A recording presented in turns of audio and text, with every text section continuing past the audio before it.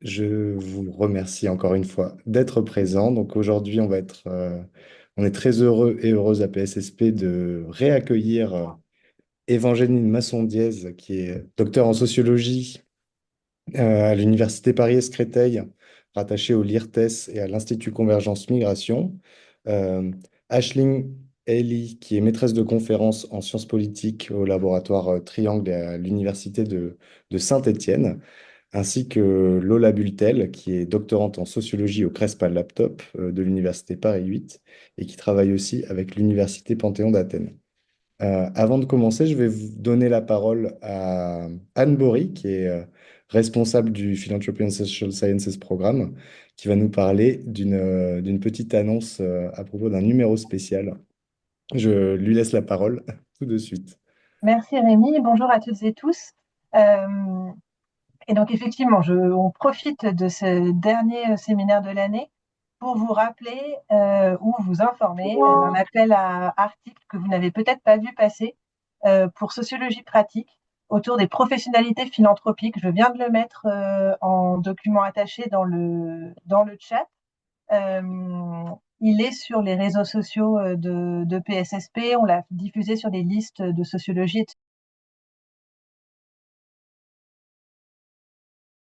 sciences politiques. Et il est ouvert à la fois aux universitaires et aux praticiens, puisque Sociologie pratique est une revue qui laisse une place très importante au dialogue entre sciences sociales et praticiens-praticiennes, et qui notamment permet d'avoir des témoignages, des entretiens avec des praticiens.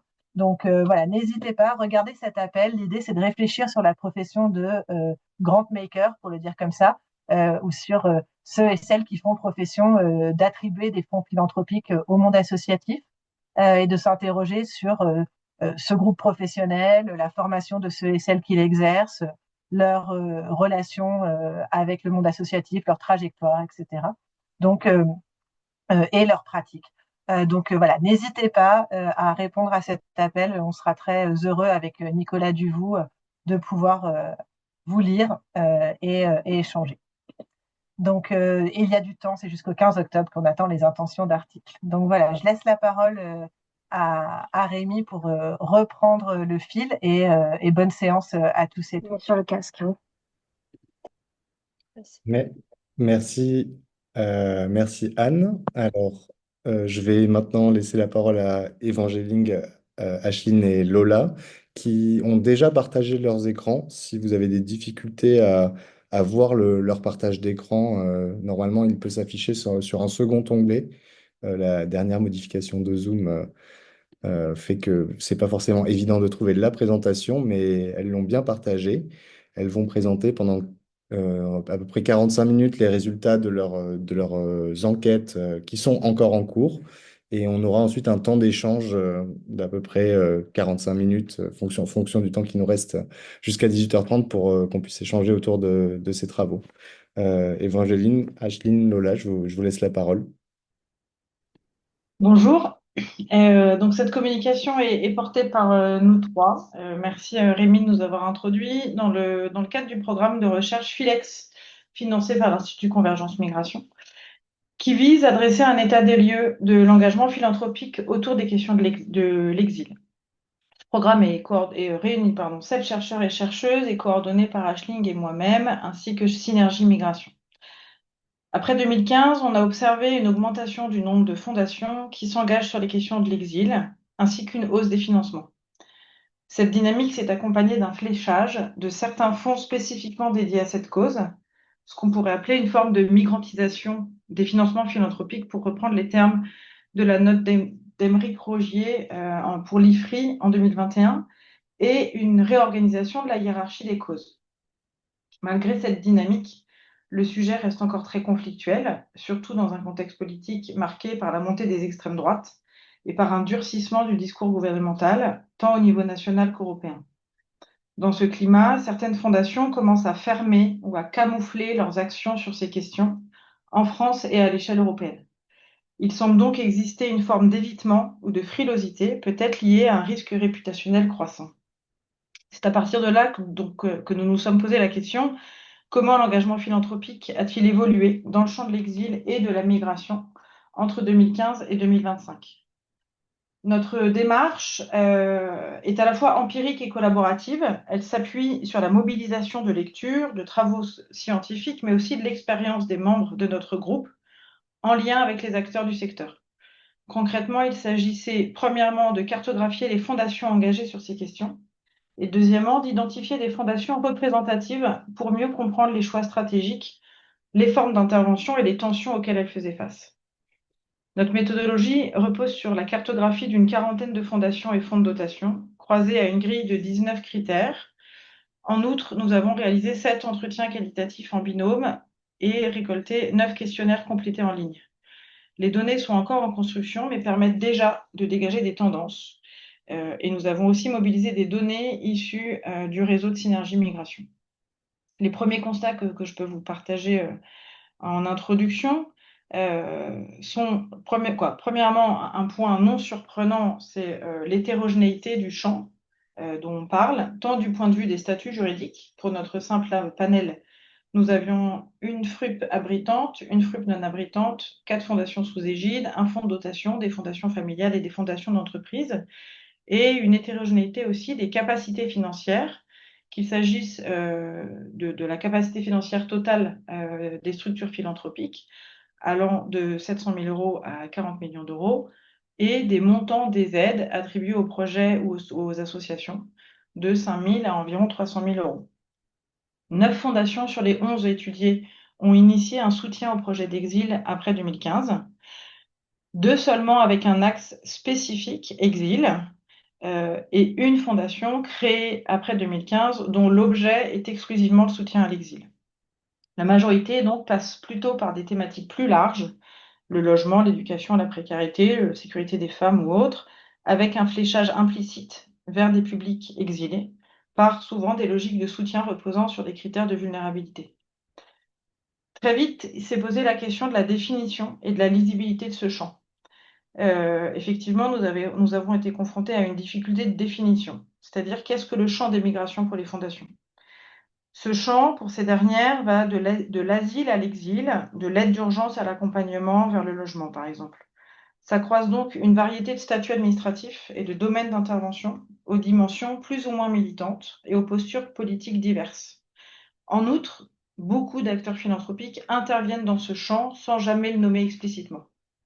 Ce flou donc rend difficile toute tentative de comparaison des pratiques ou de construction d'un secteur philanthropique de l'exil. À ce sujet, dans cette communication, nous faisons le choix d'utiliser le terme de personnes exilées, même si ce n'est pas le terme le plus utilisé par nos enquêtés, qui vont parler plutôt de personnes réfugiées ou de personnes migrantes. Ce terme d'exilé, à notre sens, nous permet d'englober tous les statuts administratifs, tout en mettant la focale sur les personnes récemment arrivées en France, relevant de l'asile pour certains, mais aussi pour une majorité de personnes qui ne sont pas forcément légitimes aux yeux de l'État français à s'installer sur le territoire. En utilisant un seul terme, celui d'exilé donc, nous invisibilisons les tensions qui traversent les fondations quant au statut administratif des personnes. Pour autant, les fondations parlent de ces personnes et soutiennent ces personnes tout en parlant de personnes migrantes ou bénéficiaires de la protection internationale. À travers notre panel, il s'agit de parler des actions philanthropiques mises en œuvre par les fondations et pas de ce qui pourrait relever d'une philanthropie paralucrative, par exemple, donc ce qui pourrait relever des actions portées par les activités RSE des entreprises. Avant de commencer, nous souhaitons insister sur plusieurs points. Comme l'a dit Rémi tout à l'heure, il s'agit d'un travail en cours, avec donc des hypothèses encore en construction. D'ailleurs, un grand merci à PSSP pour son invitation. Et à vous tous, on est vraiment heureux de pouvoir présenter cette étape de travail et d'avoir un temps d'échange important autour de ces questions qui nourriront nos travaux. Nous adoptons une posture prudente, notamment en termes de communication publique sur ces résultats, de vigilance éthique et d'anonymisation, compte tenu de la sensibilité du sujet. Enfin, les termes employés, humanitarisation par exemple, comme vous le verrez, sont eux-mêmes discutables et ne valent ni comme définition stable, ni comme cadre permanent. Notre communication est structurée en 3 temps. Premièrement, 2015, comme première étape, comme moment de bascule dans les engagements philanthropiques. Deuxièmement, une photographie du champ philanthropique de l'exil entre 2018 et 2022, dans une ambiance d'hostilité croissante. Et troisièmement, à partir de 2024, une période de légitimation des fondations intervenant dans ce champ. Notre conclusion sera un peu longue. C'est un choix. Nous nous proposerons à ce moment-là des éléments pour nourrir un échange avec vous sur l'élargissement des engagements pour intégrer la défense de la démocratie au champ d'action des fondations intervenant sur le champ de l'exil. 2015, donc, un moment charnière pour l'engagement philanthropique.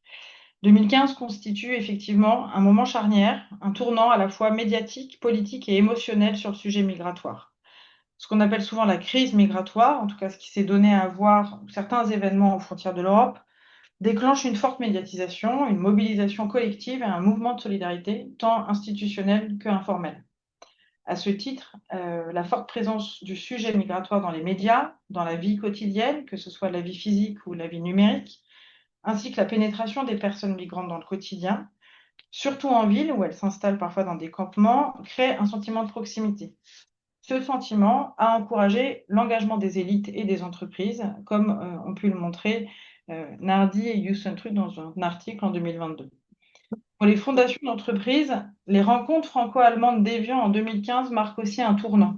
C'est à partir de ce moment que la question des réfugiés est apparue comme un domaine d'action possible pour les entreprises, qui y ont vu une façon de renforcer leur rôle légitime dans l'intégration sociale. Les réfugiés sont ainsi devenus un sujet lié à la notion de bon gouvernement, porté par une dynamique internationale qui légitime certains enjeux comme objet d'investissement pour les entreprises, comme a pu l'étudier Fred Salin dans sa thèse. C'est donc dans ce contexte que de nombreuses fondations s'engagent pour la première fois ou réorientent leurs actions. Les acteurs évoquent d'ailleurs de manière spontanée et cumulative les éléments que je viens de vous lister. Autant de facteurs qui vont construire un impératif à agir, parfois sans réflexion stratégique, mais avec une volonté sincère d'apporter une aide rapide. S'ajoute à cela le fait que l'engagement des fondations est souvent, et le plus souvent, lié ou repose sur des motivations personnelles émanant des fondateurs, des actionnaires, des responsables de la fondation ou des membres du top management. Nous ont été ainsi rapportées des initiatives personnelles déclenchées par un choc émotionnel, un sentiment de devoir moral ou une expérience personnelle marquante, comme un bénévolat au sein d'RESF, avoir observé et assisté à l'installation de campements en bas de chez soi, d'avoir assisté à une expulsion, d'avoir eu un enfant ou un proche engagé dans un projet d'accueil, d'avoir eu des amis qui hébergeaient chez eux des personnes exilées. Un engagement qui est donc favorisé par des individus moteurs au sein des fondations, à travers une personnalisation de l'engagement. Ces dynamiques personnelles sont toutefois confrontées à des contraintes de gestion et à des logiques organisationnelles. Le personnel des fondations, bien que parfois profondément impliqué en raison de trajectoires individuelles fortes, doivent composer avec des impératifs administratifs et stratégiques, et parfois avec une gouvernance qui ne va pas systématiquement dans le même sens. Par ailleurs, certains engagements se développent aussi grâce à une proximité ou une socialisation avec des acteurs associatifs et militants.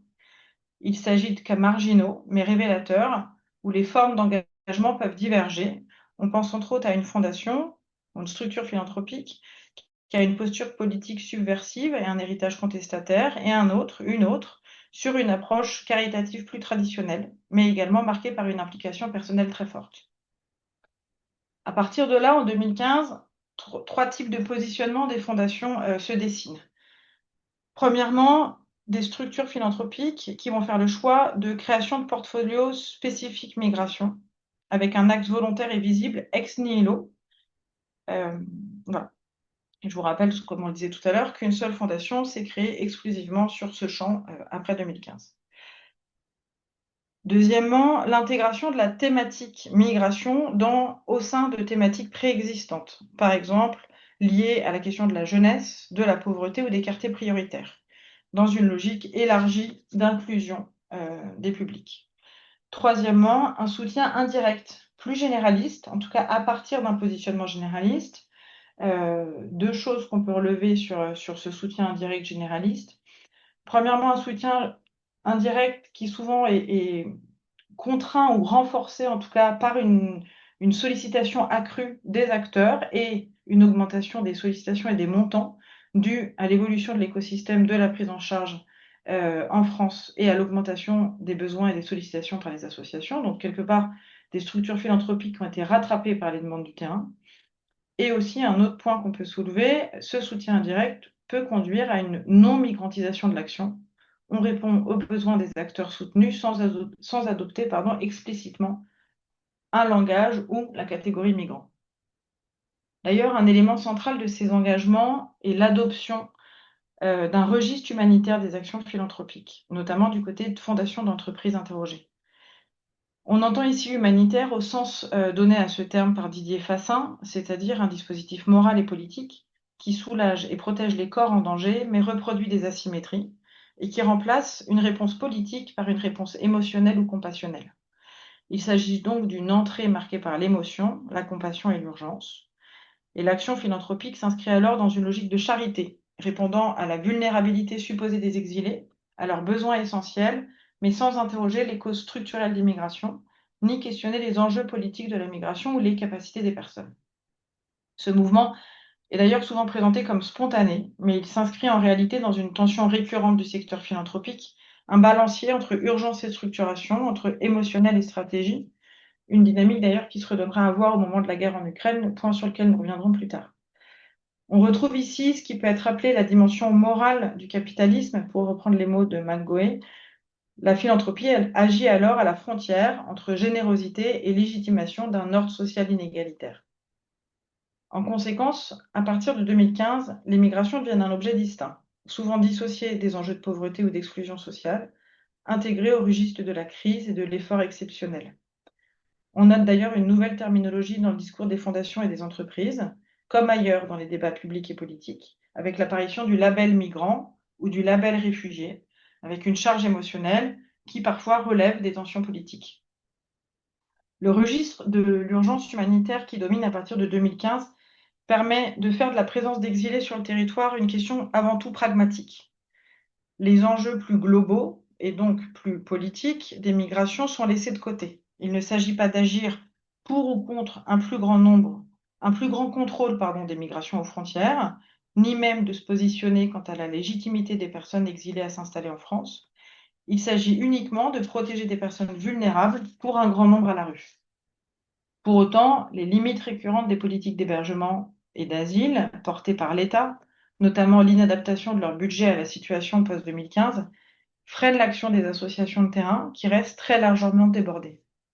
Malgré l'engagement associatif, citoyen et philanthropique, la présence des personnes exilées, notamment en ville, reste très visible et devient petit à petit un enjeu conflictuel récurrent entre forces politiques et gouvernementales. Dans ce contexte, 2015 et 2016, en tout cas début 2016, apparaît d'autant plus comme une bulle ou une parenthèse face à ce qui va se révéler dans les années qui suivent.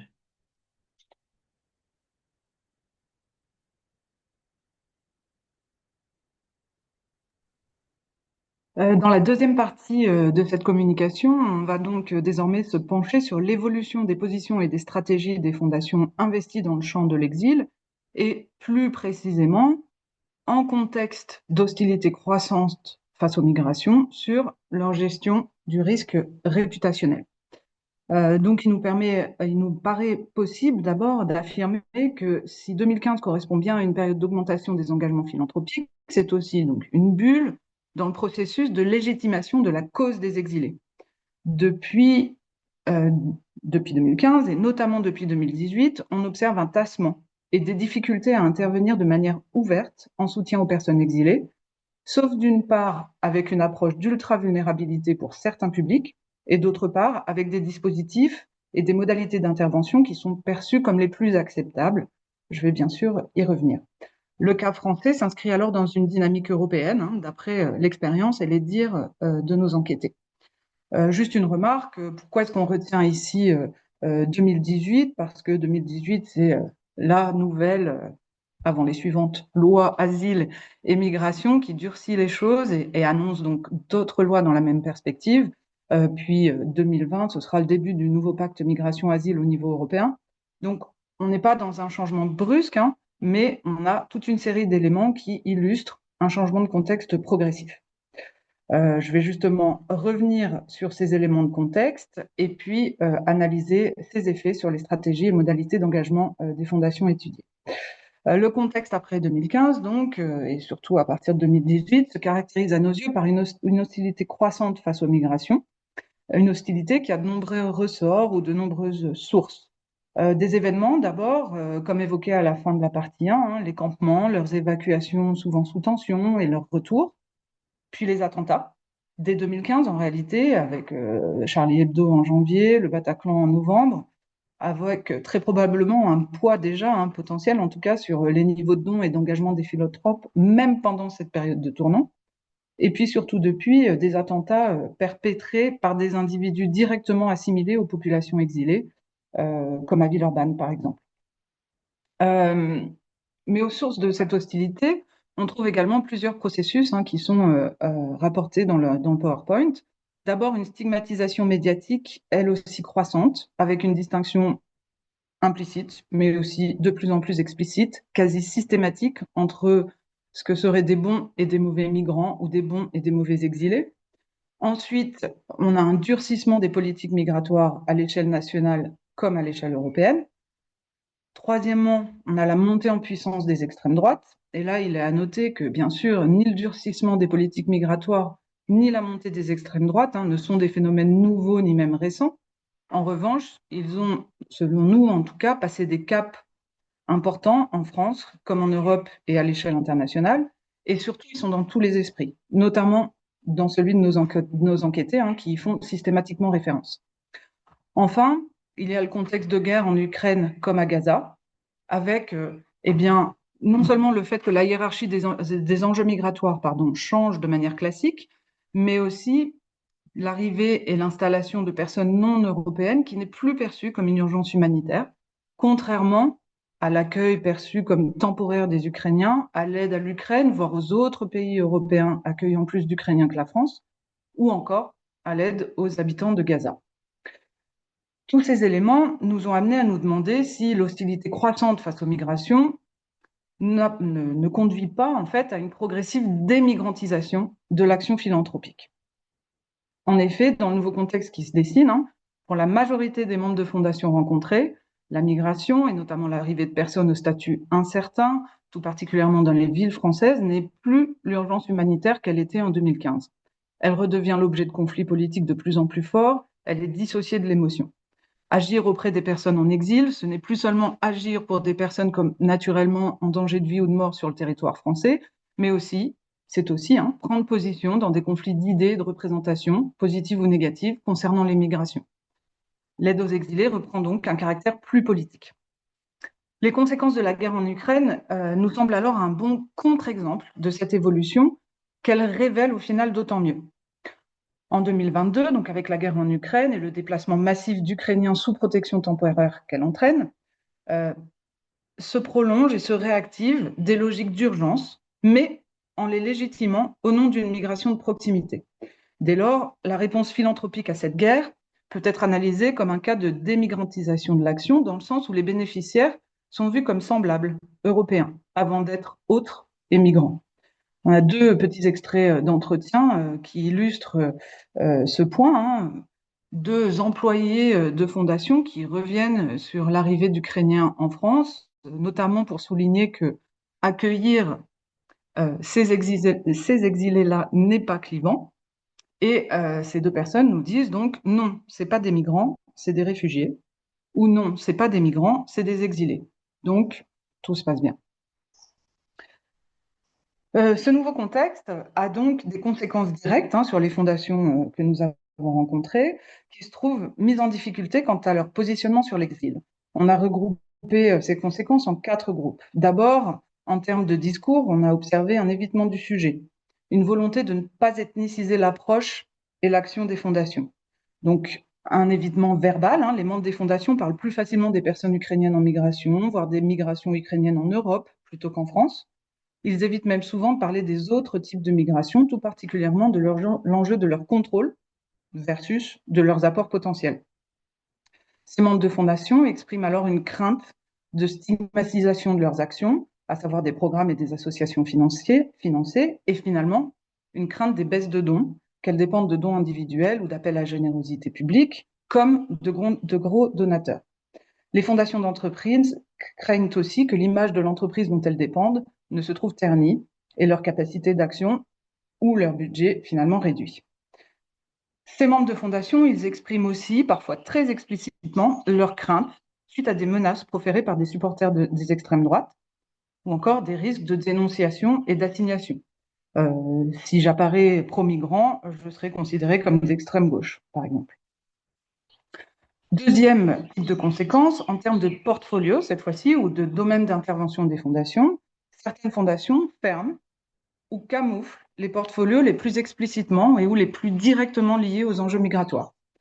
Elles peuvent continuer à avoir des personnes exilées dans leur public cible, voire continuer à avoir majoritairement des personnes exilées dans leur public cible, mais en affichant, par exemple, des objectifs d'équité, d'égalité ou encore de lutte contre la pauvreté.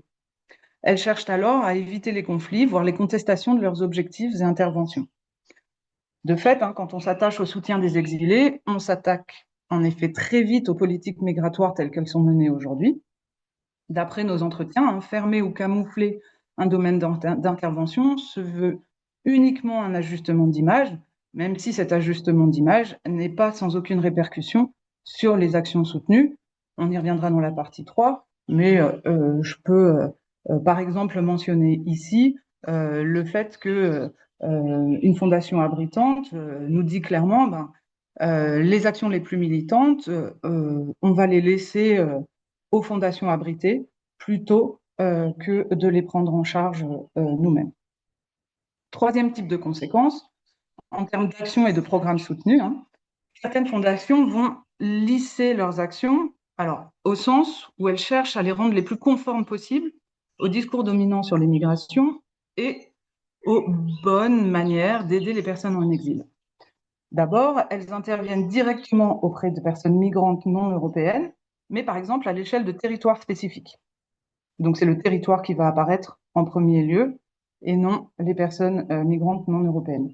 Ou encore, elles vont le faire, mais via un autre domaine d'intervention, comme le logement, l'emploi, la santé, etc. Autre manière donc de lisser leurs actions, elles vont choisir pour certaines de continuer à intervenir et de soutenir des associations ou des programmes d'action liés à l'exil, mais en ciblant donc des publics ultra vulnérables. Et là, ce sont souvent les femmes ou les mineurs non accompagnés. De manière presque symétriquement opposée, certaines vont donc continuer à intervenir, à soutenir des associations ou des programmes d'action liés à l'exil, mais cette fois-ci en ciblant des publics présentés comme ultra insérables. Et alors, avant tout par la mise au travail. Là encore, on peut faire référence au travail de thèse de Fred Salin. On est alors très proche d'une forme de labellisation des bons migrants, voire des bons réfugiés. Ils sont travailleurs au service du développement, de la création de richesses et du vivre ensemble. Domine alors une logique, je cite, d'insertion, voire d'intégration, avec une relégation des enjeux de l'urgence, de la mise à l'abri, de la protection, et du même coup une réindividualisation des responsabilités. La responsabilité individuelle des exilés devient la première condition de cette insertion, voire de cette intégration. Enfin, on observe un dernier type de stratégie ou de réaction philanthropique, le fait de mener des actions grâce à des intermédiaires ou encore en les déléguant à des collectifs, avec parfois une visée supranationale. Je vais juste noter ici que seules 2 fondations de notre panel continuent à revendiquer un positionnement plus militant, qui est intéressant parce que soit il se fait en affichant l'inconditionnalité de l'accueil, soit il se fait en affichant un objectif généraliste de défense des droits humains. Ces fondations, elles assument alors un positionnement politique divergent de celui des autorités locales ou même nationales. Pour autant, outre qu'elles sont minoritaires, puisqu'elles ne sont que 2, elles font de la coopération avec les autorités locales et nationales un critère de sélection des programmes qu'elles soutiennent. Et surtout, en entretien, l'un de leurs responsables limite très vite la portée de ces divergences avec les autorités. Je cite, en affirmant donc, on ne se demande pas s'il faut ou non accueillir, mais plutôt comment il faut accueillir ceux qui sont déjà là. En conclusion de cette partie, donc, il nous semble que les fondations gèrent de plus en plus ce que la littérature sur le management appelle le risque réputationnel. C'est une notion majoritairement appliquée aux entreprises et à la responsabilité sociale, avec une réaction souvent décrite comme défensive aux pressions des militants et une stratégie d'image publique pour assurer des partenariats commerciaux. Dans le cas des fondations, cette notion nous semble pertinente à mobiliser également, en soulignant la diversité des risques alors mentionnés par les enquêtés, souvent en référence à des rapports de pouvoir, voire à des tensions en interne aux fondations, notamment entre des employés et des donateurs, présentés comme moins progressistes, plus conservateurs, pardon, que les premiers, même si ce point reste à creuser et à étayer. Donc c'est un risque réputationnel qui renvoie, quoi qu'il en soit, à différents types de peurs, fonction des statuts des fondations. Par exemple, une peur économique pour les entreprises donatrices, une peur de légitimité, une peur d'isolement, une peur de sécurité et surtout, une peur sécuritaire, pardon, et surtout une peur de perte de financement. Ainsi, les fondations qui agissent dans le domaine de l'exil se trouvent-elles actuellement dans une situation paradoxale. Elles sont bloquées entre leurs aspirations à un statut d'acteur de l'intérêt général, d'un côté, et de l'autre, leur choix de restreindre au maximum la visibilité de leur engagement auprès des personnes exilées. Dans la dernière partie de cette communication, nous allons voir comment les fondations réagissent finalement face à cette situation paradoxale qui est la leur. Malgré l'absence de légitimité de la cause migratoire, on observe en effet un processus de légitimation, cette fois-ci, des fondations de l'exil elles-mêmes, comme des acteurs centraux de notre démocratie, et ce, notamment du fait de leurs collaborations multiples.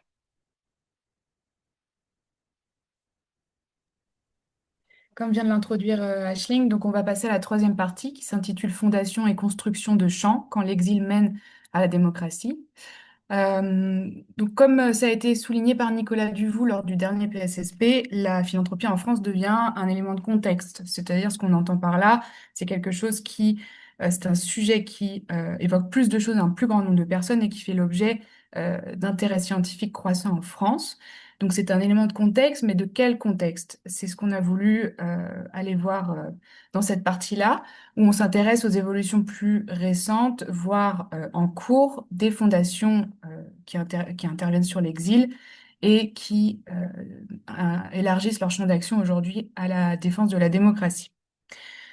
Donc, on s'intéresse au contexte de montée des extrêmes droites dans les institutions comme dans la rue.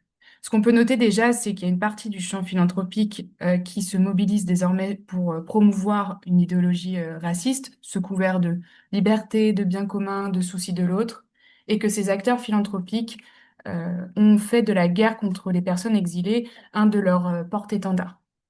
Dans ce contexte, on constate que la question du soutien ou bien de l'attaque des personnes exilées, ce qu'on peut résumer très très rapidement en des camps pro ou anti-migrants, mais c'est bien plus complexe. Ce qu'on remarque, c'est que cette question est un élément sous-jacent des débats, mais pourtant central dans la reconfiguration du champ philanthropique français.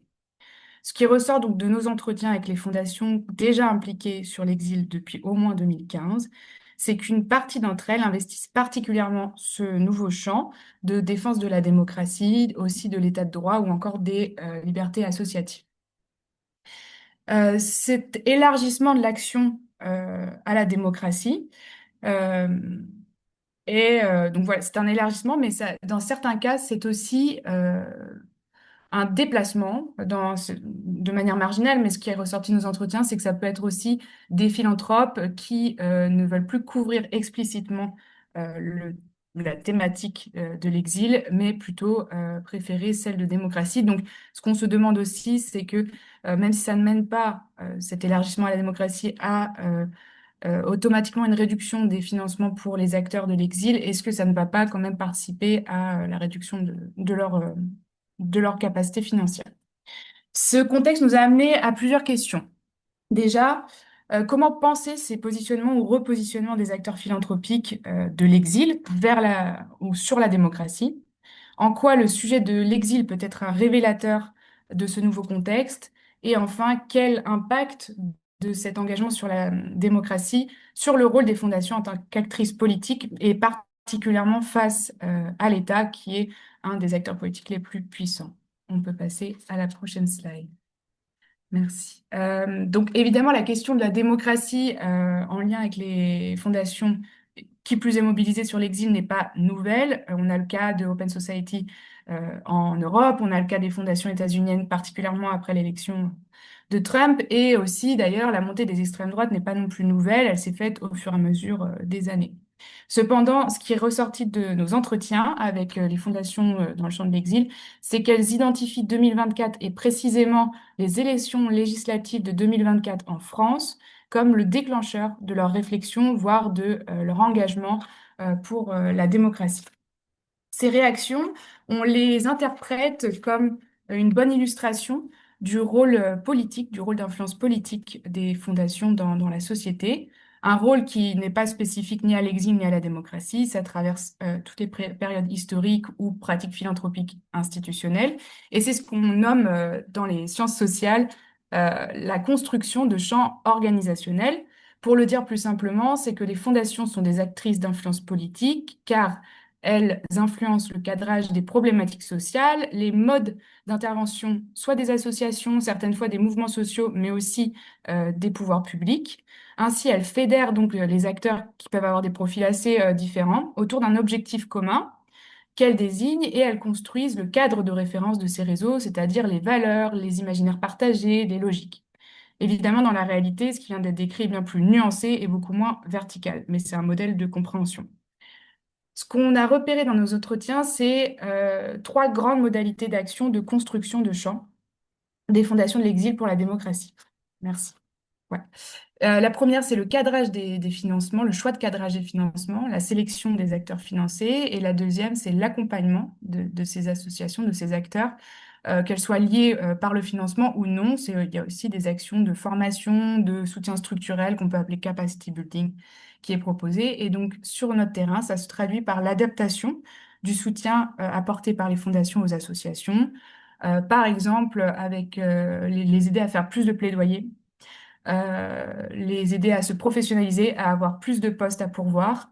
Et selon nos enquêtés, ça vise à solidifier, entre guillemets, les associations pour faire face à des potentielles hausses de besoins, mais aussi hausses d'attaques. Et on peut aussi lire cette adaptation du soutien comme une manière de déléguer la contestation aux associations ou bien de se distancier un peu politiquement. Et c'est ce qu'on a voulu montrer par cette citation d'une responsable de projet dans une fondation qui nous dit: la montée des extrêmes droites, qu'est-ce que vous voulez qu'on y fasse? Nous, notre rôle, c'est plutôt de se dire, 1. Il faut soutenir les associations qui sont loin d'être aidées, si on peut le faire. 2. Raconter toujours des histoires, des récits, changer le récit, pour que peut-être que ça change un peu le travail sur le plaidoyer. Aider des associations sur le plaidoyer pour avoir, je ne sais pas quelle influence, mais un petit pouvoir quand même de changer de regard. On peut passer à la suivante. Merci. Une troisième modalité qui est ressortie de notre terrain, donc toujours de ces fondations sur l'exil, mais qui aussi s'engagent sur la démocratie, c'est leur rôle de, on va dire, constructrice de réseau ou entremetteuses, car elles ont mis en place des collaborations. Donc il y a entre associations et fondations, fondations et pouvoirs publics, mais nous, ce qui va nous intéresser dans ce sujet-là, c'est les coopérations entre membres de fondations. Ce que les chercheuses Putman et Goss nomment le bonding. Donc, tout simplement, ce sont faire des réseaux aux liens assez serrés, mais formés par des personnes qui se ressemblent sur plein de critères sociaux. Ça peut être l'âge, le genre, la classe sociale, la profession. Donc, dans ces collaborations-là, évidemment, elles ne sont pas propres à l'exil ni à la démocratie, mais elles sont ressorties de nos enquêtes, de notre enquête, de nos entretiens, comme étant vraiment une stratégie mise en avant pour la défense de la démocratie. Comment on peut caractériser ces coopérations? Elles sont marquées, qu'elles soient formelles ou informelles, elles sont marquées par l'importance de la discrétion. Ce sont des petits groupes de personnes qui se connaissent bien, qui sont des membres ou des anciens membres de fondations qui sont ou qui étaient sur l'exil. Il y a d'ailleurs des anciens membres de fondations qui ont réactivé leur carnet d'adresses dans le monde philanthropique pour pouvoir ouvrir ces coopérations. Et on a un exemple ici de l'importance de cette coopération dans la défense de la démocratie avec une responsable de fondation qui nous dit: on essaye de soutenir à 2 ou 3 fondations des fois, à des endroits pour qu'il y ait 2 postes. enfin, de se parler entre nous pour dire, là, en fait, ils ont besoin. C'est hyper important. C'est un endroit où, là, il faut être. Donc, on essaye aussi de travailler avec d'autres fondations pour y aller à plusieurs, pour renforcer les associations à des endroits où elles ont besoin. Ici, c'est une citation d'une fondation qui parle particulièrement des associations sur l'exil et qui nous explique ce changement, cette adaptation d'action dans le contexte de montée des extrêmes droites et pour défendre la démocratie. Évidemment, ces enquêtées nous ont parlé des avantages, des obstacles, de la coopération, etc. Mais elles ont particulièrement mis la lumière sur le fait que coopérer, être ensemble, ça permet de réduire le risque réputationnel et la visibilité de certaines actions qu'elles peuvent mener. Euh, voilà. On peut aller à l'autre slide.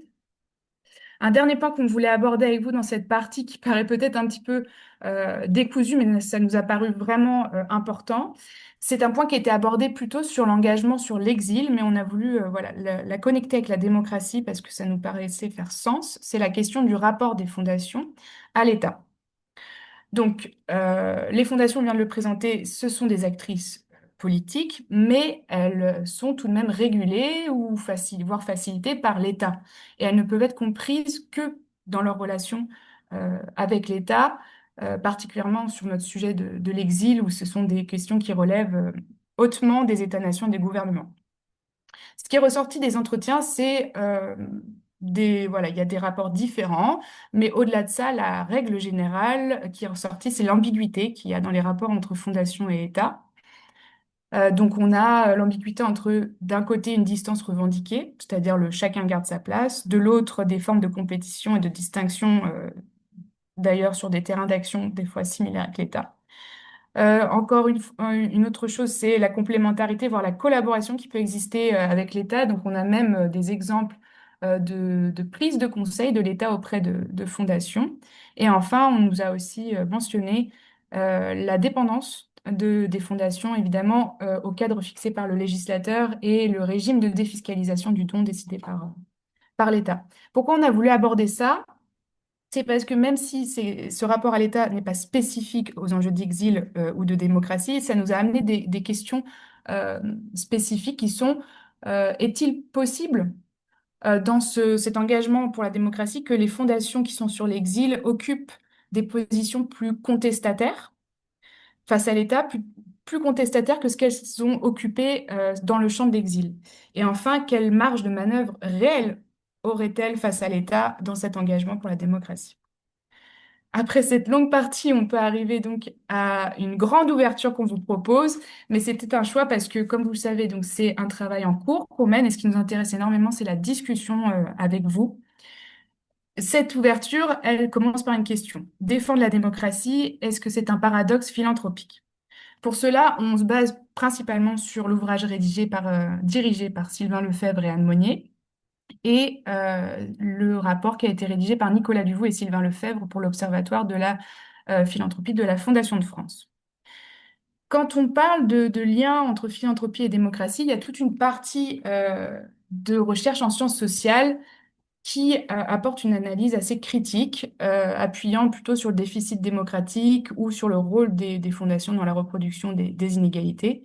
Ça peut passer par différentes approches. On vous a mis quelques exemples. Donc, il y a l'approche plutôt historique des fondations comme un outil construit pour résister à la démocratisation des systèmes politiques, ou bien comme des antichambres de l'État. Donc par là, ce qu'on veut dire, c'est que les fondations seraient des acteurs à l'influence politique étroitement liés à l'État, mais sans devoir passer par l'élection ou être redevable devant des électeurs. Un autre point serait l'analyse des rapports hiérarchiques au sein des fondations entre donateurs et récipiendaires, mais surtout ce qui est ressorti de nos entretiens entre donateurs et les équipes des fondations. Un autre point, ce serait la corrélation entre, d'un côté, les sources de financement, donc qui peuvent venir de l'industrie, de la finance, du secteur bancaire, etc. Donc, la corrélation entre ces sources de financement, la classe sociale des philanthropes, la défiscalisation, que j'ai oublié de mettre, et la production d'inégalités sociales. Et enfin, un dernier point qui pourrait donc questionner s'il y a un paradoxe ou non, c'est l'injonction à l'harmonie qu'on peut retrouver dans le monde philanthropique, c'est-à-dire donc un idéal de consensus, d'effacement du conflit qui, à certains moments, peuvent s'opposer à certaines définitions de la démocratie, selon lesquelles dans une société inégalitaire, le conflit ferait en réalité intrinsèquement partie de la démocratie. Pourtant, malgré voilà, cette partie d'analyse dans les sciences sociales, pourtant on remarque bien dans nos entretiens que les fondations qui sont sur l'exil euh, revendiquent, portent l'objectif de défendre la démocratie et on remarque que bien avant 2024, il y avait déjà une tendance à la réflexivité dans les fondations sur ce déficit démocratique. Cela nous amène à une grande conclusion qui serait plutôt voilà, des questions qu'on a envie de mettre à la discussion avec vous. Donc, pour conclure, ce qu'on a vu, c'est que le soutien aux personnes exilées est devenu une cause impopulaire dans le champ philanthropique, mais ce n'est pas la seule, évidemment. Ce qui nous a paru cependant frappant, c'est la rapidité du changement de la perception de cette cause, qui a vraiment basculé très rapidement. Voilà, les modalités d'action ont basculé les modalités d'engagement, pardon, ont basculé très rapidement. Dans ce qu'on a vu dans ce champ philanthropique autour de l'exil, c'est qu'évidemment, il est traversé par des tensions entre, d'un côté, un apolitisme revendiqué d'une majorité des fondations, mais aussi, pourtant, on l'a vu, une influence politique bien réelle. On est aussi balancé entre avoir une approche spécifique de la cause de l'exil ou bien l'intégrer dans des cadres plus larges. Cette étude qu'on mène des stratégies de légitimation ou de collaboration de ces fondations nous montre, selon nous, que les fondations sont loin d'être neutres. Elles participent à la redéfinition, parfois malgré elles, des normes sociales et politiques et du débat public. Bon, évidemment, ces tensions, on l'a dit, ne sont pas spécifiques à l'exil ou à la démocratie, mais c'est pour ça qu'elles nous paraissent d'autant plus intéressantes à étudier, étant donné qu'elles font écho à des tensions plus fondamentales dans le champ philanthropique.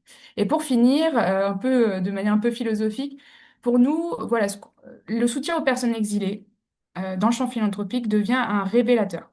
Il expose les frontières mouvantes de la solidarité, de l'inclusion et interroge les fondements mêmes de la société démocratique. D'autant plus que ce qui se joue dans le soutien ou non des personnes exilées, c'est le rapport à l'identité nationale, à l'ethnicisation, à la conception de l'altérité et du nous, qui sont malheureusement les terrains de bataille des idéologies d'extrême droite, racistes et nationalistes.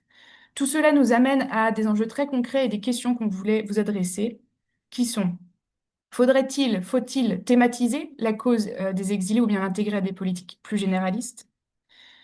Doit-on agir à partir du statut administratif défini par l'État ou opter pour une approche inconditionnelle? L'engagement des acteurs de l'exil, des fondations de l'exil sur la démocratie est-elle une nouvelle forme de politisation?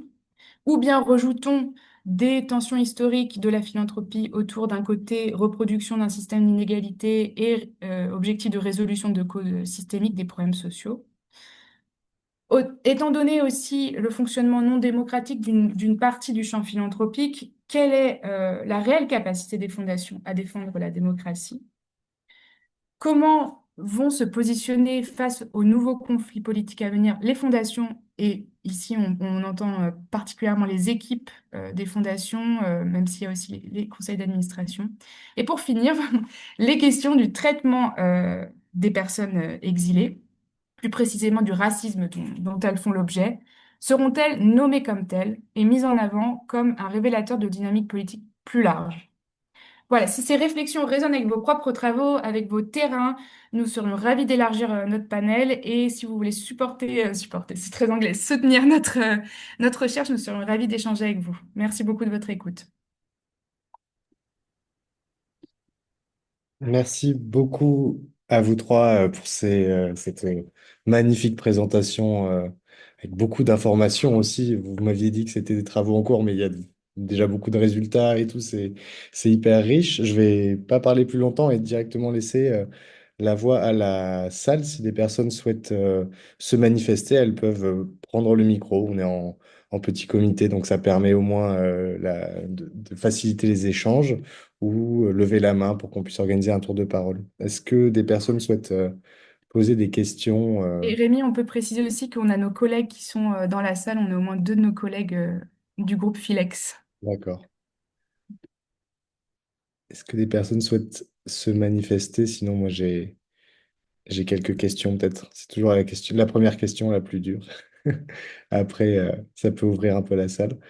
Euh, J'avais une question peut-être pour comprendre un peu mieux aussi votre terrain sur la géographie de ces fondations, sur où est-ce qu'elles sont, où est-ce qu'elles interviennent, sans forcément dévoiler pour éviter de lever l'anonymisation de ces fondations, mais est-ce que c'est plutôt urbain, rural? J'imagine côtier avec le cas particulier de Calais, mais voilà, je n'en sais rien.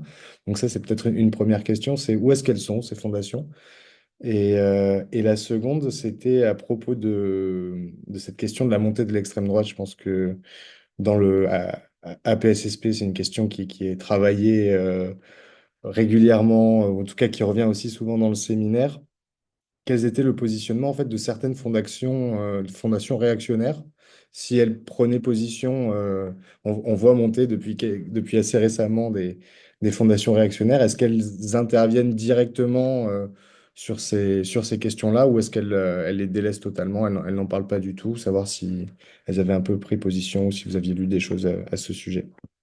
Merci. Je veux bien répondre à la première, qui est la plus facile. Euh, alors, elles sont dans notre panel, c'est des structures philanthropiques qui interviennent toutes en France, en tout cas sur le territoire français, parfois à l'international, mais à la marge. Soit sur du projet en fait transnational, un peu en France, un peu à l'étranger, soit exclusivement à l'étranger, mais c'est rare. Pour le coup, il n'y a pas de stratégie territoriale ou géographique qui serait sur l'urbain, qui serait sur le rural. Il y en a une en particulier qui a l'attention à la ruralité, mais sans forcément trouver exclusivement des projets en ruralité. Et pareil on va dire, alors je dirais plutôt une approche sur la question des frontières au sens large, pas seulement sur le littoral nord. Il y a aussi évidemment les frontières sud, franco-italiennes entre autres, qui est posée régulièrement. Mais aucune n'ont une entrée géographique ou une approche locale forte défendue comme telle dans notre panel. Ça ne veut pas dire qu'il n'y en a pas ailleurs, mais dans notre panel, il n'y en a pas qui ont cette lecture-là des choses et cette entrée-là des choses. Euh, Quelqu'un veut prendre la suite sur la deuxième ou j'enchaîne?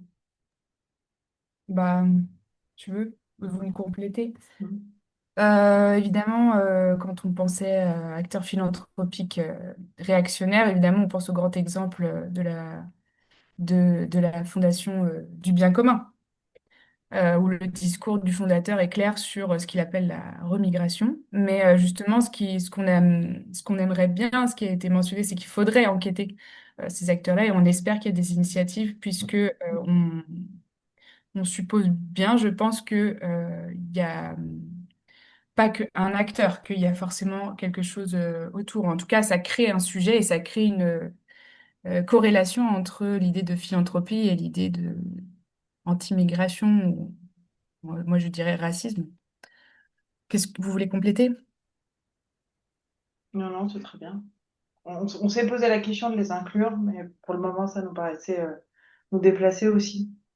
En espérant mais effectivement, en espérant qu'il y ait des travaux dessus qui soient menés rapidement.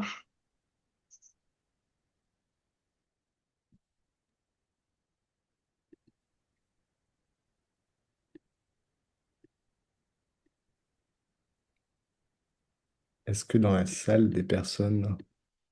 Oui, Anne. Oui, merci beaucoup pour votre présentation. Je suis désolée, je ne mets pas ma caméra, mais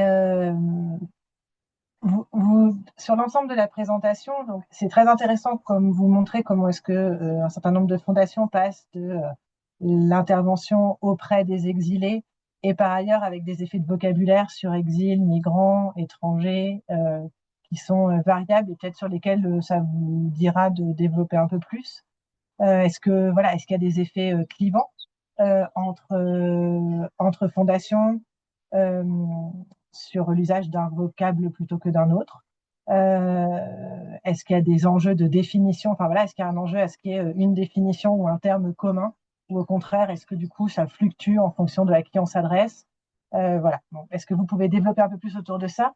Mais vous défendez l'idée qu'il y a une forme de passage qui du coup a l'air presque naturel.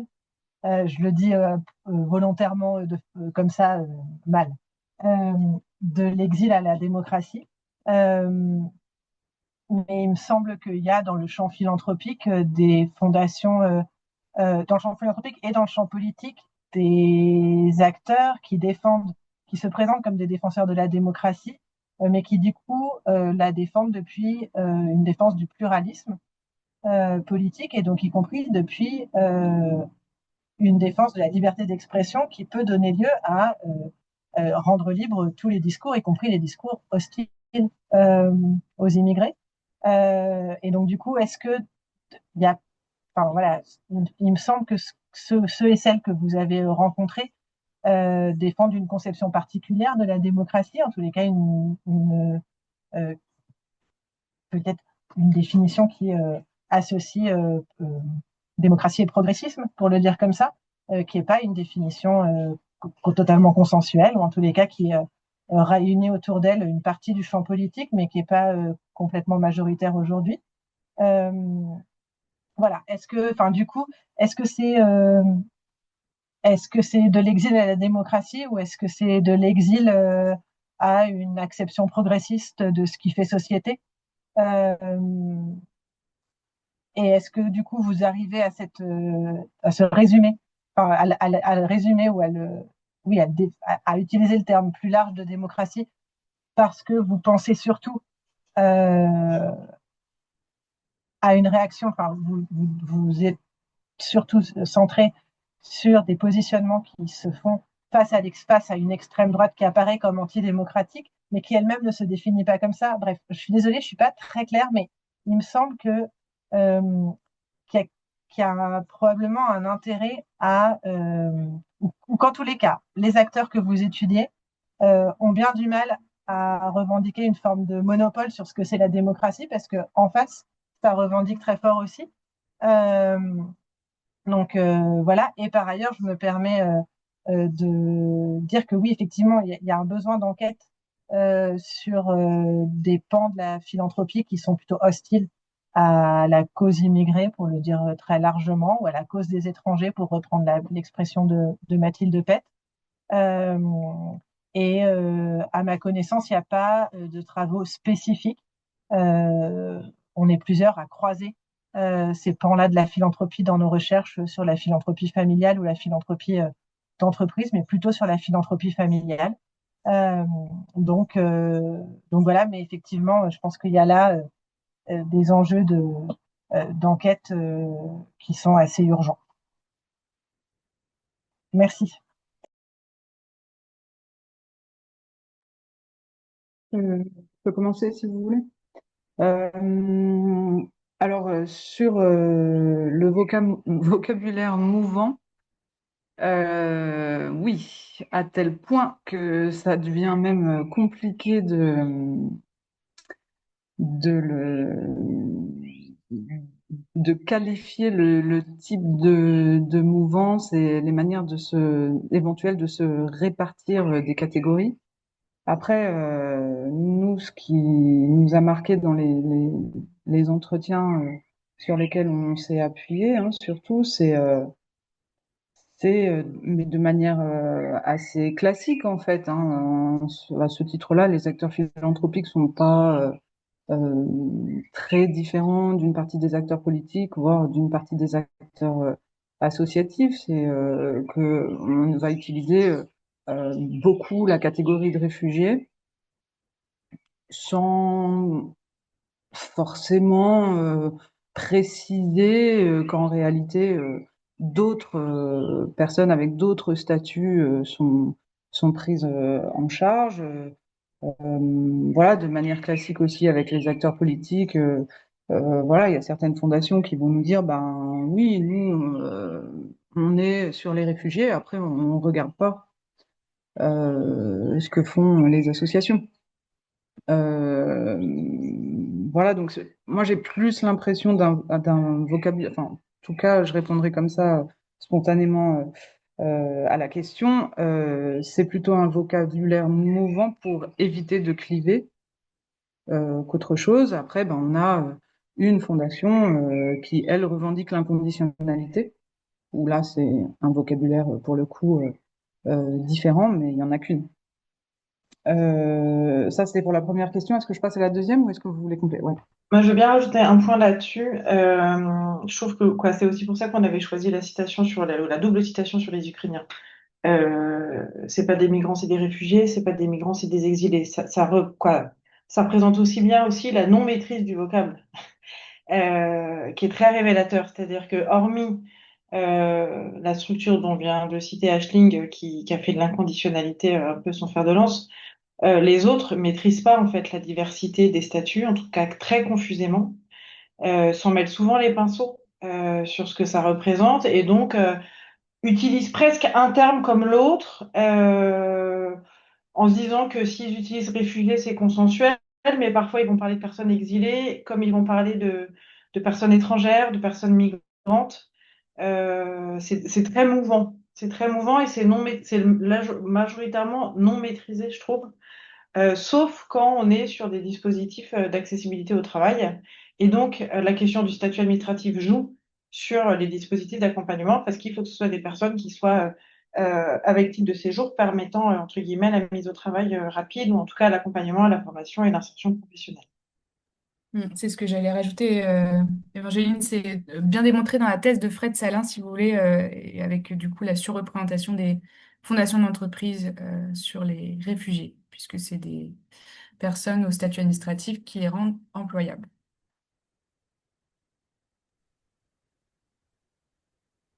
La deuxième, Euh, ouais. je peux commencer et vous... Ouais. Très super intéressante question et d'ailleurs c'est des manques dans ma partie que voilà avec la rapidité j'ai oublié mais effectivement on s'est posé aussi cette question de déjà quel modèle de démocratie de pas en parler de manière voilà comme ça unanime comme s'il n'y avait pas de diversité dans la conception de la démocratie. Peut-être qu'on aurait dû mettre aussi des guillemets à démocratie. On va dire que les gens qu'on a rencontrés nous ont plutôt parlé de la montée de l'extrême droite et d'initiatives pour défendre la démocratie. Dans les questions, il y avait euh, acceptation plus progressiste.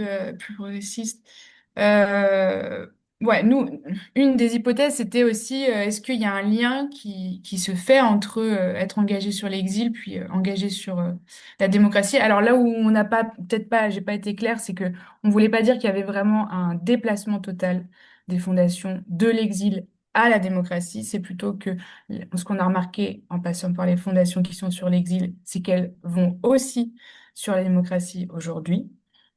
Euh, Puis, ouais. peut-être juste pour rajouter, pour répondre à la question que tu posais, Anne, euh, j'ai l'impression que, en tout cas, de ce qu'on a pu entendre et de ce qu'on peut observer, alors déjà c'est compliqué parce qu'on est vraiment pour le coup dans le cœur du réacteur en ce moment.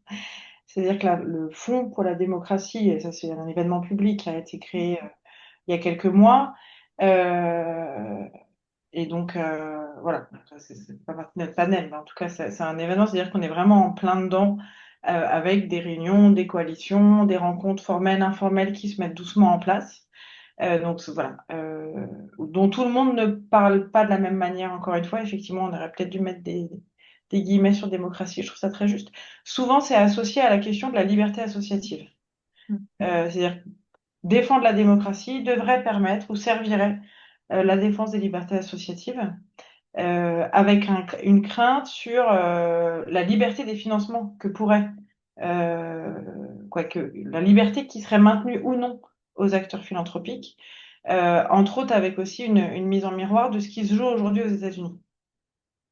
Voilà, c'est un peu ces sujets-là. Et la question des philanthropes des extrêmes droites, qui se présentent effectivement aussi souvent comme des acteurs démocratiques, est touché du doigt, mais difficile à être nommé. C'est-à-dire qu'on sent que Il y a un point d'intérêt sur ces acteurs-là, mais pas forcément une grande connaissance, une grande méconnaissance, avec aussi pas mal l'idée, quoi, il y en a plusieurs qui ont eu l'impression d'être floués ou d'être arnaqués sur ces acteurs, c'est-à-dire que le Fonds du bien commun, avant d'être identifié comme lié à ce terrain, au départ, il a beaucoup financé sans être du tout associé à cette mouvance politique. Et il y a eu des actions, quoi, il y a eu des associations d'aide aux personnes en situation d'exil et de migration qui ont pu être financées par la Fondation du bien commun. Et donc voilà, on est un peu dans une période, moi j'ai l'impression qu'on est dans une période aussi de digestion et de compréhension de ce qui se passe, avec un peu un assourdissement ou un abrutissement presque. Et donc la volonté de mettre quelque chose en marche, mais qui reste très confus, qui reste compliqué à être nommé, avec beaucoup de choses qui sont pas interrogées. On parle de valeur de la démocratie, mais sans définir ce qu'on entend par valeur de la démocratie, ou ce qui y aurait derrière cette notion de valeur de la démocratie.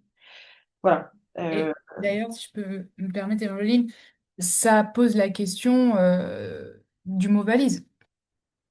Voilà. Si des acteurs d'extrême droite comme des plus progressistes peuvent se positionner derrière une même lutte, euh, ça pose la question d'utilisation de ce terme d'une manière dépolitisée.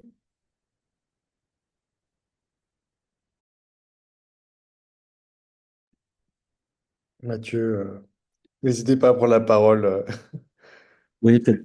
En fait, je pense que Lola a totalement dit enfin, ce que je pensais, c'est la question du mot valise. C'est-à-dire qu'à la fois pour la question des, comment on appelle les personnes étrangères, exilées, migrantes, réfugiées ou étrangères, comme disait Évangéline, beaucoup de personnes des fondations sont pas, la majorité sont pas des personnes expertes. Et ne revendiquent pas forcément comme ça. Donc, c'est pas toujours très clair pour elles, même, en fait, qu'est-ce qui peut être mis derrière le mot qu'elles vont mettre en avant dans leurs axes ou dans leur programme, ou qu'elles ne mettent pas en avant, d'ailleurs, parfois. Donc, ça, c'est vraiment un point important, et on a eu des fondations extrêmement différentes les unes des autres aussi, hein. C'est une grande, grande diversité, y compris au sein des fondations d'entreprise. Donc c'est le point. Et je pense que c'est la même chose avec démocratie. Et je suis d'accord quand même qu'il y en a beaucoup qui ne veulent pas trop utiliser ce terme, qui ont peur de ce terme, peu importe ce qu'elles en mettent derrière, parce que la crainte d'être prise pour des fondations partisanes. Et c'est la même, enfin, il peut y avoir la même chose avec les personnes migrantes, les personnes exilées de manière plus large. Et donc on va utiliser des termes encore plus valides comme cohésion sociale. On entend aussi. Mais derrière, enfin moi, ce que j'ai quand même perçu, c'est une interrogation autour de la montée de l'extrême droite ou des idées de l'extrême droite. Et pour des personnes qui, même si elles ne sont pas expertes sur les questions d'immigration, vont bien comprendre aussi que c'est devenu, enfin, c'est pas nouveau, hein, mais que c'est encore plus fortement le totem ou une instrumentalisation de la question migratoire par des forces antidémocratiques ou anti-démocratiques au sens démocratie libérale et pluralisme. Et ça, elles le sentent bien, mais derrière, je pense que c'est pas encore très articulé pour beaucoup, parce qu'elles ont aussi peur de s'exposer sur ce champ-là de la démocratie, peut-être davantage que sur le champ de l'exil, à mon sens. Mathieu, tu précises que tu es avec nous à Philex. Oui, pardon, je fais partie de l'équipe, merci. Mais je pense que la question du mot valise, c'est vraiment peut-être le concept clé presque. Il y a une question. Oh, il y a plusieurs questions dans le chat. Oui, je peux prendre la première et la lire. Donc, une question de Théo Scornet qui ne peut pas mettre son micro ou sa caméra. Est-ce que vous pourriez revenir sur ce qu'a fait la guerre en Ukraine à la gestion particulière de cette migration dans les actions concrètes des fondations? J'ai bien compris que cela avait généré des évolutions. Est-ce que vous pouvez donner des éléments plus concrets concernant les actions et leurs modalités, les discours publics et internes, et aussi les relations entretenues avec des associations et ou des pouvoirs publics? Euh, alors, en réalité, dans cette communication, on est surtout revenu sur la manière dont les personnes qu'on a rencontrées euh, sont revenues sur ce moment de la guerre en Ukraine et notamment, effectivement, la justification de leur intervention assez importante, hein, auprès de personnes considérées comme proches et considérées comme non clivantes. Mais alors, il y a des membres de l'équipe qui vont creuser cette question.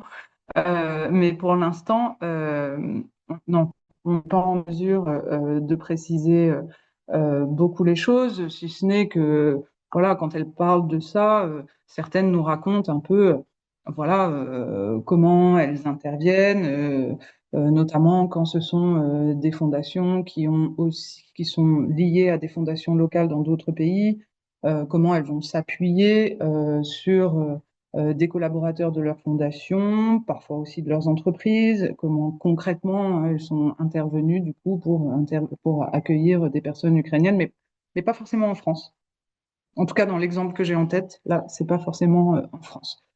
Je continue peut-être parce qu'il y a beaucoup de questions. Mais peut-être sur ce point des Ukrainiens, Mathieu, si tu veux rajouter quelque chose, peut-être, parce que tu es peut-être plus dessus que nous.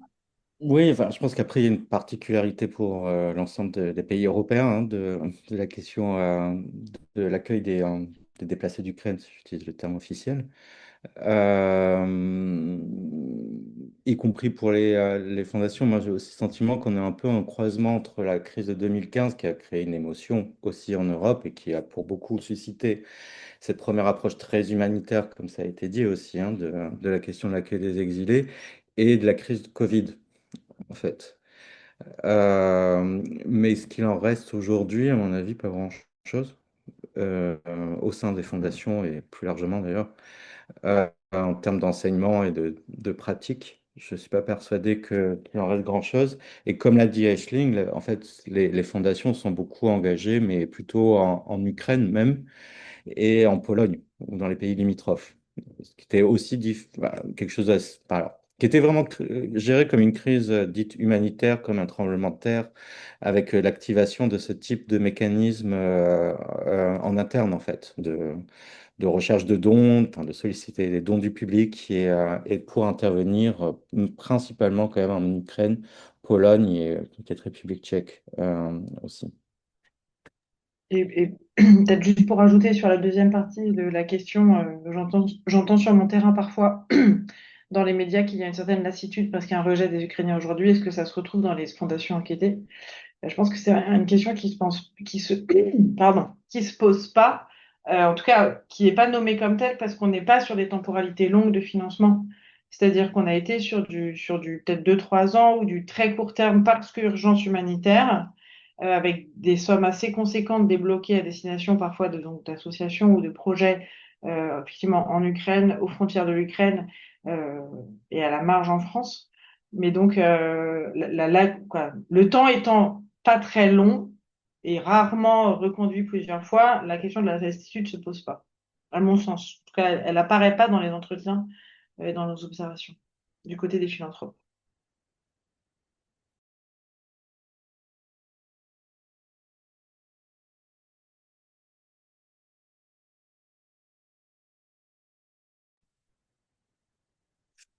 Mais ce qu'on a retrouvé sur le sujet de l'Ukraine, c'est aussi les mêmes critères de la crise, quoi, la même approche de crise où c'est particulièrement les conseils d'administration, les actionnaires ou donc les donateurs qui, peut-être par la médiatisation, je sais pas, c'est une hypothèse, demandent, envoient ces signaux aux fondations de se mobiliser là-dessus. Et puis après, ça passe avec le temps de la médiatisation aussi. Comme, comme n'importe quelle personne, en fait. Enfin, Mais dans une lecture de crise, donc rapide, Ouais, belle, ouais, parfois en réactivant, comme tu disais Mathieu, hein, en réactivant aussi des dispositifs qui avaient pu être élaborés pendant le Covid. ouais. Des dispositifs Ouais, d'aide bien très entendu. rapides et très efficaces sans forcément passer par toutes les strates décisionnelles. ouais. Et Euh, peut-être qu'il faudra qu'on creuse sur le Covid, en fait. Sur cette Ah, question pardon.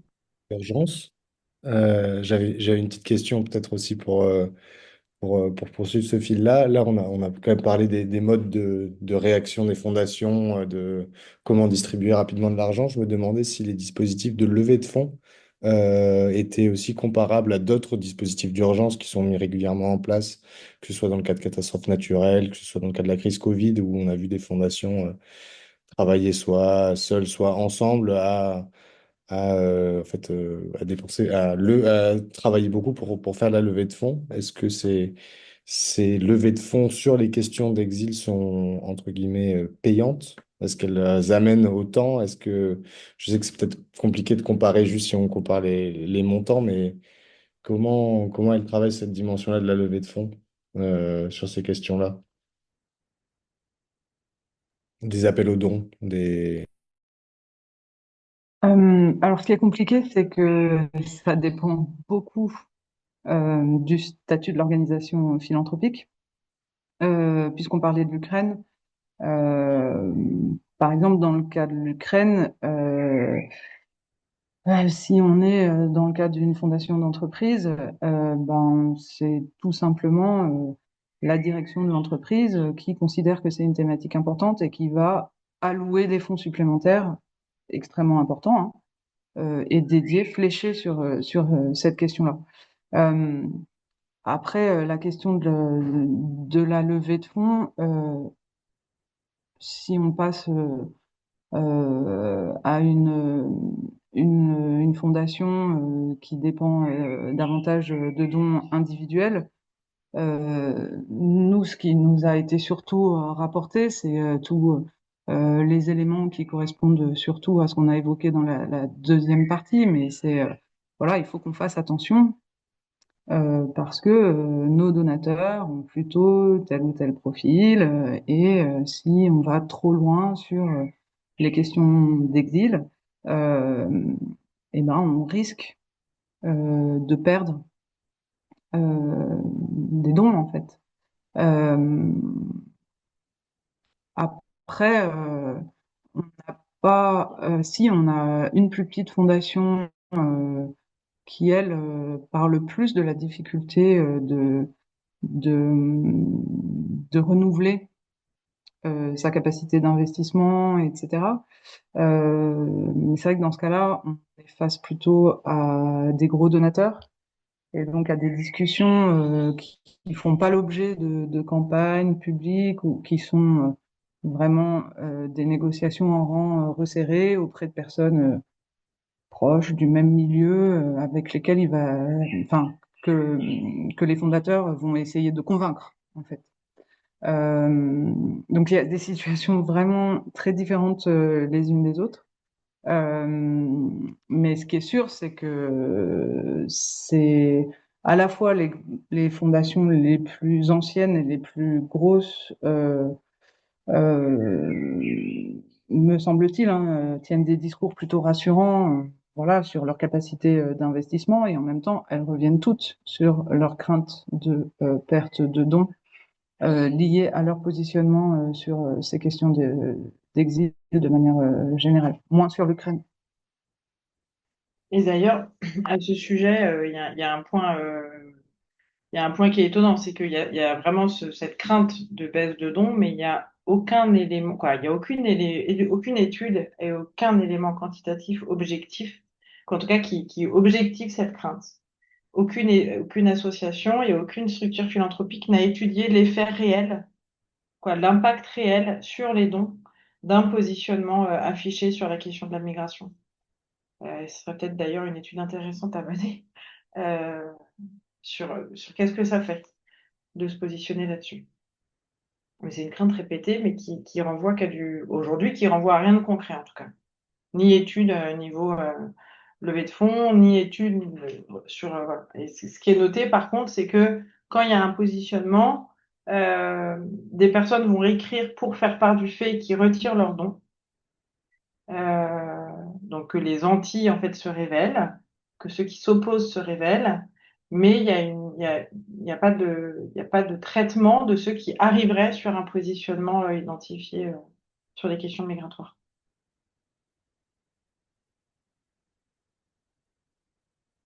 Et ça, pour le coup, c'est pas du tout spécifique à la France. On l'observe à minima partout en Europe, quoi.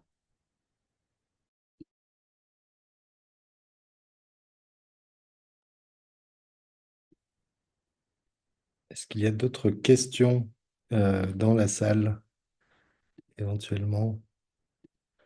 Non? Euh, Moi, j'en ai quand même une petite dernière. Après, bah, c'est pas tous les jours que j'entends parler de philanthropie sur ces questions-là, donc autant en profiter.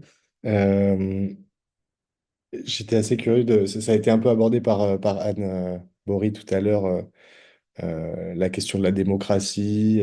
Enfin, voilà, quelle forme de démocratie ces fondations revendiquent, sur quel plan elles sont concurrencées, parfois sur les mêmes arguments. Quelle est la place des acteurs publics, en fait, dans la légitimation et la délégitimation de ces discours, de ce que vous avez pu... alors, j'ai compris que vous ne les aviez pas enquêté auprès d'eux directement, mais de prise de position publique que vous auriez pu entendre qui viendraient valider certaines actions de philanthropie ou non. Enfin, de ce que j'ai l'impression, souvent, le discours sur la philanthropie est un discours de la part de l'État très, très généraliste, dire il y a une philanthropie à la française que l'on soutient, puisqu'elle promeut l'intérêt général. Est-ce qu'il y aurait là justement une spécificité du discours sur ce type de fondation ou pas du tout? Ou voilà, c'est une piste. Euh,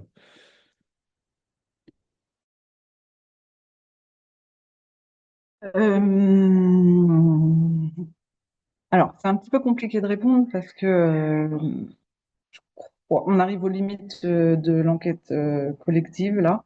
Après, je peux mentionner peut-être un terrain de recherche qu'on réalise par ailleurs avec Évangéline sur deux fondations que je ne nommerai pas non plus.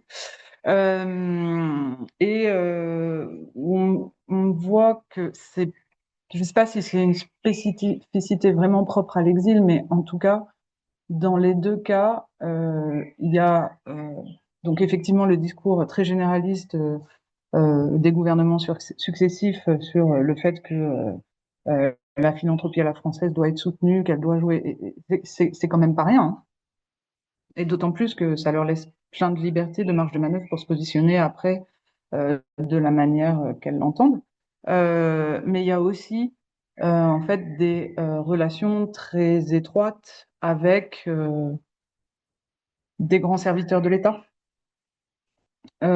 qui jouent un rôle extrêmement important. Pour le coup, Mathieu évoquait tout à l'heure le fait que de nombreuses personnes qui travaillent dans les fondations ne sont pas des spécialistes des politiques migratoires, etc. Et là, ces grands serviteurs de l'État, ils ont pour le coup eu des fonctions dans ce domaine de politique publique et ils servent voilà, d'experts, de relais pour positionner au mieux le travail de ces fondations. Voilà, donc c'est pas seulement un discours généraliste, même si Évangéline au secours, la manière de définir la démocratie n'est pas forcément beaucoup plus précise, Peut-être. en tout cas à ce stade. Vas-y, Évangile. Non, non, vas-y Mathieu, très bien. En dehors de la question de la démocratie, sur les questions d'accueil et d'intégration des personnes exilées, donc peut-être plus particulièrement de celles qui ont un titre de séjour et donc plus particulièrement de celles qui sont réfugiées. Enfin, moi, alors, c'est en dehors aussi de ce travail collectif, mais le, le, mi- le ministère en charge de ces politiques, c'est le ministère de l'Intérieur en France depuis 2007, hein, depuis Nicolas Sarkozy. Et c'est un ministère qui est pas forcément, de ce que je connais, très en relation avec le secteur philanthropique, ni même avec le secteur privé, en tout cas sur la partie étrangère. Je ne sais pas pour la partie plus sécuritaire des actions du ministère de l'Intérieur. Il y a eu un fort intérêt de vouloir impliquer davantage, c'est que je pense que ça a commencé par les entreprises dans l'intégration des personnes réfugiées, plus particulièrement avec des programmes qui ont été, et ça c'est vraiment depuis 2017, hein, vraiment l'élection là d'Emmanuel Macron, avec le lancement de programmes qui a été plutôt piloté par le ministère du Travail, qui s'appelait les PIC, c'était des plans d'investissement dans les compétences avec des programmes très spécifiques pour les réfugiés, avec un appel à projet pour réfugiés sur trois phases. Donc, Frédéric Salin, qui était mentionné, a beaucoup étudié et qui a permis justement de mettre en place des consortiums avec des associations, pas forcément d'ailleurs spécialisées dans le secteur de l'exil, et des acteurs économiques privés.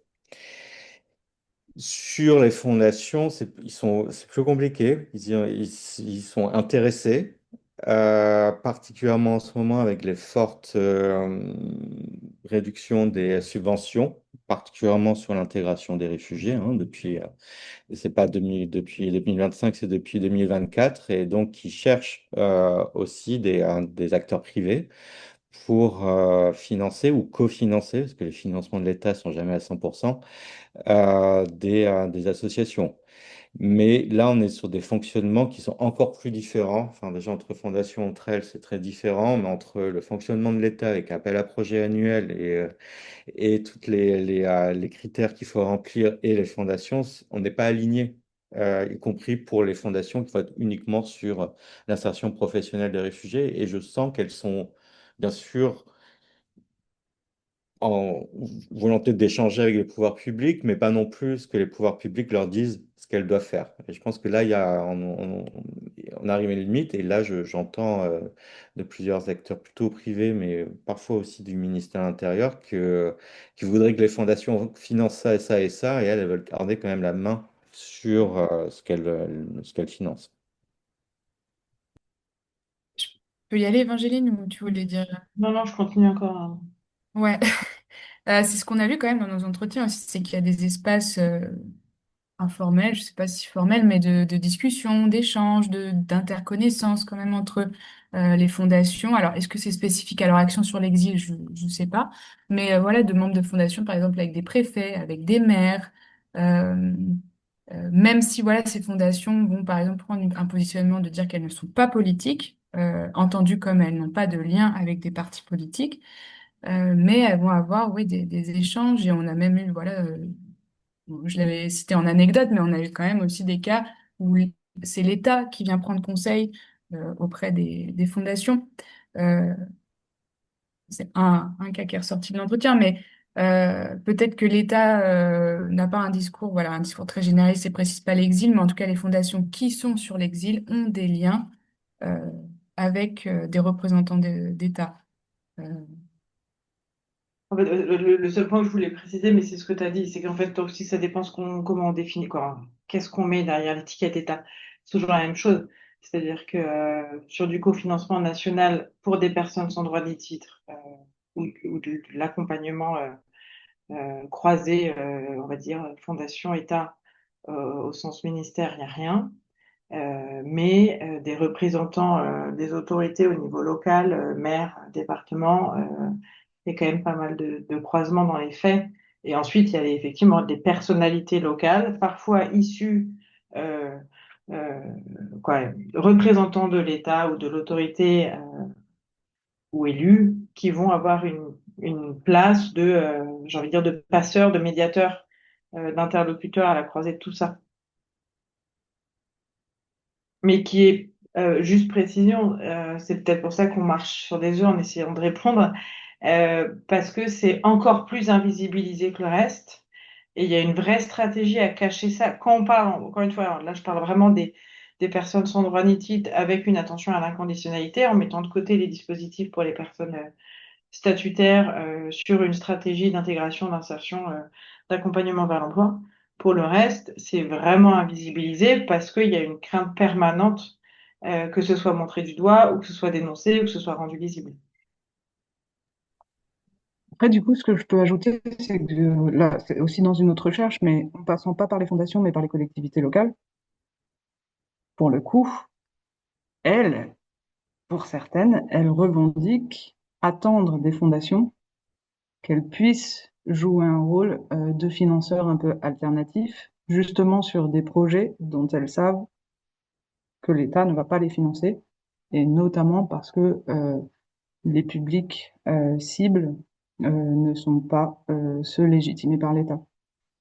Mais les fondations, pour l'instant, elles nous en parlent moins que les collectivités locales ne le font.